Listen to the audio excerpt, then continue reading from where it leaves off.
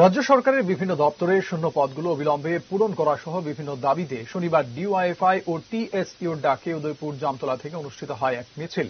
মিছিলটি জামতলা সিপিআইএম দলীয় কার্যালয় থেকে শুরু হয়ে শহরের বিভিন্ন পথ পরিক্রমা করে ফের জামতলাতে শেষ হয়। এর আগে 6 জনের এক প্রতিনিধি দলের তরফে গোমতী জেলার জেলা শাসক তরিৎ কান্তি চাকমার নিকট মুখ্য সচিবকে উদ্দেশ্য করে এক ডেপুটেশন তুলে দেওয়া হয়। পরে পথসভায় বক্তব্য রাখতে গিয়ে ভারতের গণতান্ত্রিক যুব ফেডারেশনের রাজ্য সম্পাদক নবারুণ দেব রাজ্যের অরাজকতার বিরুদ্ধে ভারতের গণতান্ত্রিক যুব ফেডারেশন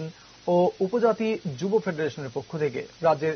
বেকারের কর্মসংস্থানের ব্যবস্থা, কাজ ও খাদ্যের দাবিতে সারা রাজ্যে যে আন্দোলন সংগঠিত হচ্ছে এর বিরুদ্ধে সব অংশের মানুষকে সংগঠিত হবার আহ্বান জানান। সংস্থানের বেকারদের সঙ্গে যা চলছে তা নিয়ে আর ন্যাশনাল যে অবস্থা ফুটে হয়েছে তার আমরা জানান দিতে চাই, তার থেকে রাজ্যকে মুক্ত করতে চাই। তারপরে 29 তারিখ গোটা রাজ্যে মাননীয় মুখ্যমন্ত্রীর উদ্দেশ্যে গণচিঠি প্রেরণ করা হবে দাবি সনদ দিয়ে।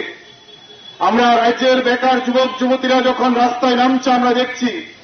তারা যখন কাজের দাবি করছে,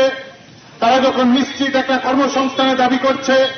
তারা যখন বলছেন যে আপনারা বলেছিলেন বছরে 50,000 বেকারের চাকরি হবে, এই কথাগুলো নিয়ে যখন রাজ্যের শিক্ষিত অর্ধশিক্ষিত বেকার যুবক যুবতীরা রাস্তায় দাঁড়িয়ে আওয়াজ তুলছেন, আমাদের নিয়োগ করতে হবে, আমাদের কাজ দিতে হবে, আমরা বেকার, আমরা কাজ চাই, তখন রাজ্যের সরকার, রাজ্যের প্রধান দল, শাসক দল বিজেপি, সরকার এবং বিজেপি মিলে